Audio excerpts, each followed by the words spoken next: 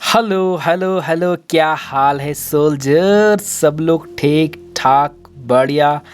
Thank you यार मेरे videos को प्यार देने के लिए, बार बार देखने के लिए। अभी कम ही लोग देख रहे हैं, लेकिन जितने भी देख रहे हैं वो पंक्चुअल ऑडियंस हैं, काफ़ी प्यार दे रहे हैं। और किसी भाई को कोई पर्टिकुलर टॉपिक चाहिए, किसी पर्टिकुलर टॉपिक पे बात करनी है, करना चाहे तो मुझे वो बोल सकता है कि उसको कौन से टॉपिक पे वीडियोस चाहिए, तो मैं उस पे वीडियो बनाऊंगा। कोई दिक्कत वाली बात नहीं है। आज का टॉपिक बहुत ही इंफॉर्मेटिव और बहुत ही इम्पोर्टेंट होने वाला है, क्योंकि मैं 5 मेजर एंजाइटी डिसऑर्डर्स को आपके सामने रखूंगा, खोल के पूरा जो माइन्यूट तरीके से एक्सप्लेन करना होता है ना, वो मैं करूँगा।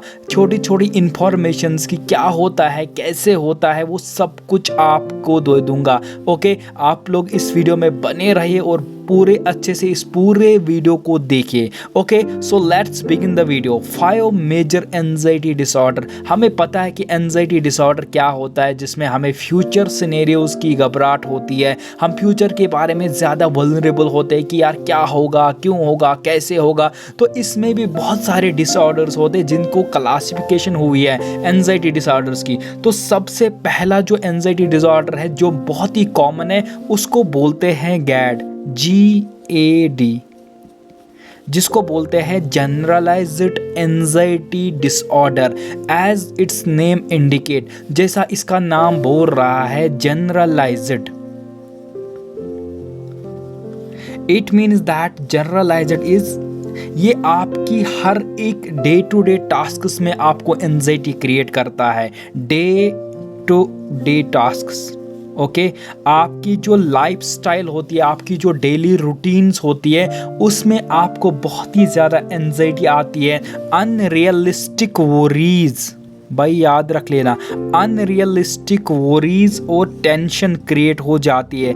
आपको जो छोटे छोटे काम होते हैं ना, जैसे खाना खाना है, नहाना है, काम पे जाना है, बुक रीडिंग करनी है, बाकी चीज़ें करनी है, किसी दोस्त से मिलना है, कहीं पे जाना है, तो इन छोटी छोटी जो टास्क होते हैं ना, डेली रूटीन के टास्क, इनमें आपको एंजाइटी क्रिएट होती है और आपको ये करना बहुत ही मुश्किल लगता है। तो आपकी एंजाइटी क्या है ना, कि ये जनरलाइज्ड हुई है, ये आपकी हर किसी लाइफ एस्पेक्ट पे इसका इम्पैक्ट हुआ है। That's why it's called a generalized anxiety disorder, जहां पे आपको unrealistic worries, unrealistic fears, unrealistic tension and unrealistic stress आ जाता है। अगर किसी भाई को ये है, हर किसी लाइफ टास्क में उसको ये प्रॉब्लम होती है, तो भाई आपको जनरलाइज्ड एंजाइटी डिसऑर्डर हो सकती है। सेकंड जो होता है, उसको बोलते हैं panic disorder. Okay, panic disorder. भाई पैनिक डिसऑर्डर क्या होता है? ये भी एक एंजाइटी डिसऑर्डर का ही एक क्लासिफिकेशन है। तो इसमें क्या होता है, इसमें सडन इंटेंस फियर हो जाता है। सडन इंटेंस, मैं बहुत अच्छे से आप लोगों को ये इजीली समझा रहा हूं। सडन इंटेंस फियर, या इसको बोलते हैं हम सडन रश। सिंपल भाषा में इसमें पैनिक अटैक्स आ जाते हैं। Okay, panic attacks.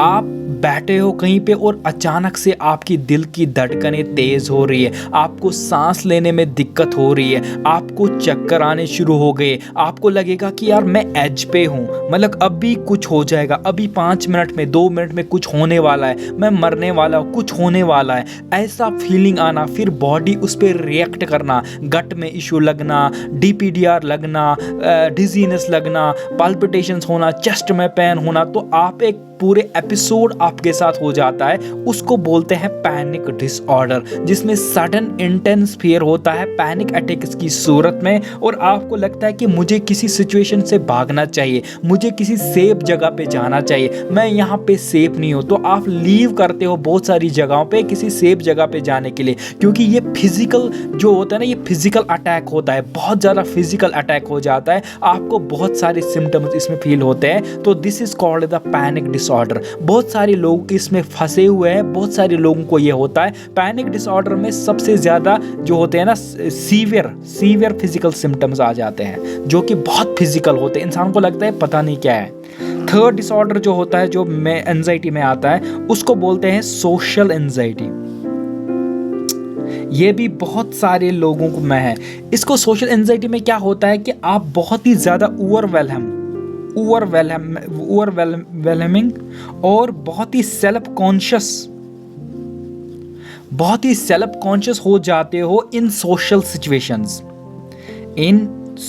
सिचुएशन। जैसे ही आप किसी गेट टुगेदर में जाते हो, किसी पार्टी में जाते हो, कहीं पे जाते हो जहाँ पर भीड़ भाड़ वाला एरिया होता है, कहीं पे कुछ रेस्टोरेंट में जाते हो, तो वहाँ पे आप या प्रेजेंटेशन है या कहीं पे ऑडिटोरियम में जाते हो, तो आप वहाँ पे बहुत ही ज़्यादा सेल्फ कॉन्शियस हो जाते हो। आपको लगता है कि लोग मुझे ही देख रहे, लोग मुझे ही जज कर रहे, ओके, लोग मुझे ही जज कर रहे हैं। आप क्या करते हो ना कि आप नर्वस हो जाते हो, आप सेल्फ कॉन्शियस हो जाते हो, आपको फिजिकल सिम्टम्स भी कुछ आते हैं, ओके, आपको पसीने आ जाते हैं, आपको वो रश आ जाता है, आप बात तेज कर लेते हो, आपको लगता है कि मुझे निकलना चाहिए यहाँ से, मैं अच्छा फील नहीं कर रहा हूँ। तो ये जो होता है ना, ये सोशल एंजाइटी के सिम्टम्स है, ओके। आप बहुत सारी सोशल एक्टिविटीज़ को अवॉइड करते हो बिकॉज आप वो चीज़ देखना, आप वो चीज़ फील ही नहीं करना चाहते हो जो आपको सोशली में वहाँ पे होता है। आपको जो वहाँ पे वो घबराहट टाइप हो जाती है, वो इरिटेशन टाइप हो जाती है, वो फियर टाइप आ जाता है,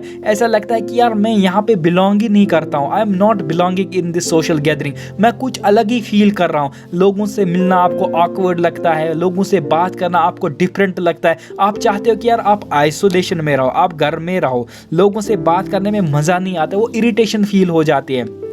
तो भाई ये सोशल एंजाइटी की सिम्टम्स है और आपको लगता है कि सब लोग आपको ही देख रहे हैं, आपको ही जज कर रहे हैं, आपकी तरफ ही देख रहे हैं, आपके सूट बूट की तरफ देख रहे हैं, आप कैसे लग रहे हो, आप अच्छे लग रहे हो, बुरे लग रहे हो, आपको लगता है कि लोग मुझे ताने देंगे, लोग मेरे पे ही हंस रहे हैं। मतलब पूरा सेल्फ कॉन्शियस जो होता है ना, वो सोशल एंजाइटी में होता है। ये बहुत सारे लोगों में होता है। ये थर्ड डिसऑर्डर है। फोर्थ में जो बताने वाला हूँ, जो एंजाइटी डिसऑर्डर जो बहुत ही कॉमन है, उनको बोलते हैं फोबियाज। भाई फोबियाज भी एक किस्म का एंजाइटी डिसऑर्डर है। इसमें क्या होता है कि किसी पर्टिकुलर ऑब्जेक्ट का हमें डर होता है या स्पेसिफिक सिचुएशन का हमें डर होता है। जैसे लोगों को सांप का डर है, किसी को कुछ और कुत्ते का डर है, तो वो ऑब्जेक्ट वाइज मतलब वाइल्ड एनिमल्स का डर है, तो वो पर्टिकुलर ऑब्जेक्ट में आता है। लेकिन किसी को सिचुएशंस में डर है कि मैं जब कहीं पे जाता हूँ, डेंटिस्ट के पास जाता हूँ, तो मुझे वहाँ पे एंजाइटी फील होती है। मैं जब शॉपिंग करने जाता हूँ मॉल में, बड़े शॉपिंग मॉल में, मुझे वहाँ पे एंजाइटी फील होती है। मैं जब बार्बर के पास जाता हूँ, वहाँ पे मुझे एंजाइटी फील होती है। मैं जब किसी क्राउडेड प्लेस में जाता हूँ, like in church, like in mask, किसी भी जगह पे जाता हूँ जहाँ पे भीड़ भाड़ होती है, तो इनको लगता है कि मैं यहाँ से निकल नहीं पाऊंगा, यहाँ पे कोई एस्केप नहीं है। They think there is no escape, तो ये वहाँ पे घबरा जाते हैं। इनको लगता है कि मैं भागूंगा कैसे, यहाँ से कैसे निकलूंगा। और लाइक बहुत सारे लोगों को ना फ्लाइट का फोबिया है, एयरप्लेन फ्लाइट का फोबिया है कि अगर मैं एरोप्लेन में जाऊँगा तो वो जब जहाज़ उड़ेगा तो मैं अंदर एस्केप कैसे करूँगा, अगर मुझे कुछ हो गया, कोई सिम्टम आ गया तो मैं कैसे भागूंगा। तो बहुत सारे लोग वहाँ पे एरोप्लेन्स को भी अवॉइड कर देते हैं, उसको बोलते हैं फ्लाइंग फोबिया, ओके। किसी पर्सन को ट्रेन का फोबिया होता है कि ट्रेन में जाता है, भीड़ भाड़ है, तो वहाँ पे उसको घुटन फील होती है। तो ऐसे बहुत सारे लोगों को ये स्पेसिफिक फोबियाज होते हैं, ओके। तो ये मतलब बहुत सारा कॉमन है, बहुत सारे लोगों में ये होता है, ओके। इसमें एक और चीज़ आती है जिसको बोलते हैं, इसी फोबियाज में आता है, उसको बोलते हैं एगोरोफोबिया, ओके। मैं यहाँ पे लिख लेता हूँ, एगोरोफोबिया।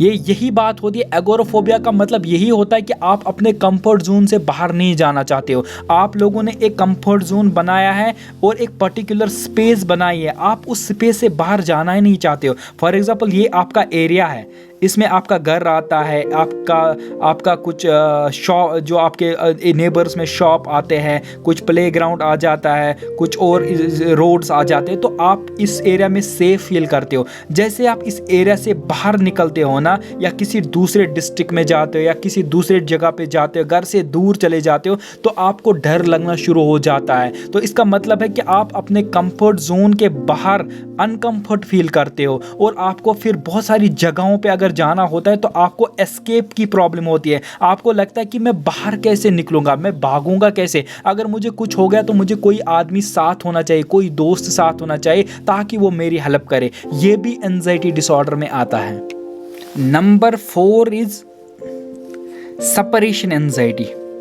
सेपरेशन एंजाइटी भाई, सेपरेशन एंजाइटी ये भी एक डिसऑर्डर है, ये भी एंजाइटी डिसऑर्डर में आता है। इसमें क्या होता है ना कि हमें डर होता है, वी आर स्केयर्ड, हमें डर होता है, एंक्शस होते हैं हम किसी पर्सन के रिलेटेड कि यार कहीं हमें ये छोड़ ना दे, लीव ना हो जाए, हमसे दूर ना भाग जाए, या कोई हमें बहुत ही फेवरेट पर्सन होता है तो हमें लगता है उसको कुछ हो ना जाए, उसको कहीं हार्म ना हो जाए, उसकी कहीं डेथ ना हो जाए, वो हमें कहीं छोड़ के ना जाए, उसको कहीं एक्सीडेंट ना हो जाए। तो हम पर्टिकुलर पर्सन्स के रिलेटेड बहुत ही ज़्यादा वरी करते हैं। जब वो घर से निकलते हैं, कहीं पे जाना होता है तो हम बार बार उनको फ़ोन करते हैं कि आप ठीक हो, अच्छे से हो, ठीक है। तो हमें ये फिक्र रहती है बहुत ज़्यादा, लेकिन ये फिक्र एक नॉर्मल फिक्र होती है जो हर किसी में होता है, लेकिन एक एक्सेसिव फिक्र होती है कि हम पगला जाते हैं, हम बहुत ही ज़्यादा एंक्शस हो जाते हैं। हमें 24 मतलब पूरा जब वो निकल जाता है घर से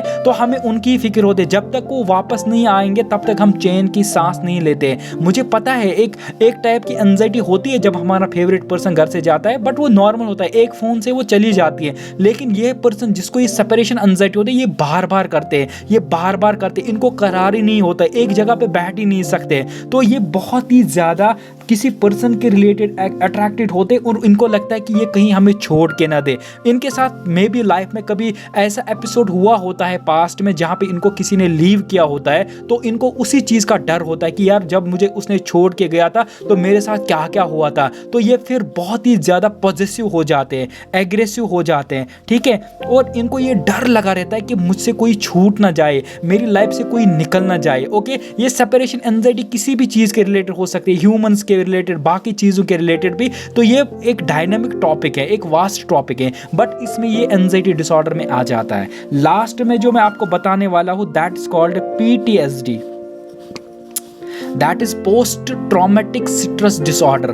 भाई ये बहुत ही कॉमन है। किसी इंसान की लाइफ में कोई ट्रेजेडी होती है, कोई एक्सीडेंट होता है, कोई ट्रॉमा होता है लाइफ में, किसी की डेथ हुई होती है फैमिली में, तो ये ट्रॉमा उनकी माइंड पे हावी हो जाता है, वो इस ट्रॉमा के नीचे दब जाते हैं और इस ट्रॉमा की वजह से उनकी मेंटल हेल्थ में डेंट पड़ जाता है और काफ़ी ज़्यादा इस एपिसोड की वजह से उनकी मेंटल हेल्थ बिगड़ जाती है और उसके बाद उनमें एंजाइटी डिसऑर्डर स्टार्ट हो जाता है। फॉर एग्जाम्पल, वो किसी बंदे से बहुत प्यार करते हैं और उसकी डेथ हो जाती है, तो उसके बाद उनकी लाइफ ही चेंज हो जाती है। वो बहुत ही आइसोलेशन में चले जाते हैं, बहुत ही दुख में चले जाते हैं, एंजाइटी में चले जाते हैं, स्ट्रेस में चले जाते हैं। बहुत सारे लोगों का एब्यूज़ हो जाता है स्कूल लाइफ में, कॉलेज लाइफ में, उनके साथ कुछ एब्यूज़ होता है, कुछ बुलिंग हो जाती है, कुछ टारगेटिंग हो जाती है। कोई बंदे को कोई टारगेट करता है उसके कलर पे, उसकी अपीयरेंस पे, तो उसको बहुत ज़्यादा वो मेंटली एक ट्रॉमा हो जाता है। या कोई बंदा किसी चीज़ से एस्केप करता है, कोई एक्सीडेंट हुआ, फैटल एक्सीडेंट, और वहाँ से एस्केप करता है, या किसी को बहुत बड़ी बीमारी होती है तो उस चीज़ से वो जूझता है, तो उसके बाद वो post traumatic stress disorder develop हो जाता है।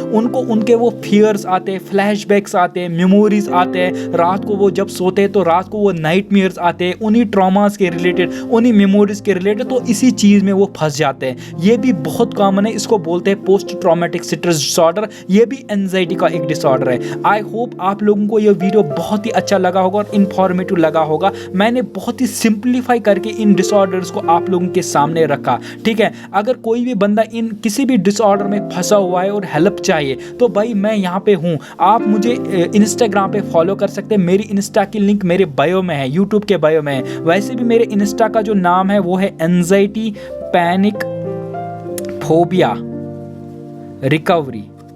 आप ये टाइप कर सकते हो, एंजाइटी पैनिक फोबिया रिकवरी, साथ कोई स्पेस नहीं डालनी है, एंजाइटी पैनिक फोबिया रिकवरी। आप इंस्टाग्राम पे ये मतलब सर्च कर सकते हो तो मेरा वहाँ पे पेज आ जाएगा, ओके। और वहाँ पे आप मुझे फॉलो कर सकते हो। एक और मेरा पेज है जिसको बोलते हैं full anxiety recovery, full anxiety recovery. ये भी मेरा पेज है इंस्टाग्राम पे, यहाँ पे भी आप मुझे फॉलो कर सकते हो, या मेरे बायो में जा सकते हो यूट्यूब पे, वहाँ पे लिंक ऑलरेडी पड़ी हुई है, तो वहाँ से फॉलो कर सकते हो। और अपनी स्टोरी शेयर करो। अगर कोई जिसको जितने भी मैंने डिसऑर्डर्स यहाँ पे डिस्कस किया, अगर कोई बंदा चुपके से मतलब सफ़र कर रहा है, तो मैं इसको बोलूँगा कि भाई तू अकेले सफ़र मत कर, तू हेल्प ले। बहुत सारे लोगों में ये होता है, ये कॉमन डिसऑर्डर्स है, बहुत कॉमन डिसऑर्डर है। तो कोई कुछ अलग चीज़ नहीं हो रहा है तेरे साथ, तू हेल्प ले सकता है और तू इस चीज़ से निकल सकता है। आई होप आप लोगों को ये वीडियो अच्छा लगा। सब्सक्राइब करो, शेयर करो, ताकि मैं और ज़्यादा मोटिवेटेड हो जाऊँ, और ज़्यादा इंफॉर्मेटिव वीडियोज़ आप लोगों के सामने रखूँ, ताकि आप लोगों को पूरी तरह से मेंटल हेल्थ की अवेयरनेस हो जाए। See in the next video, तब तक के लिए tata bye bye, see you, good bye.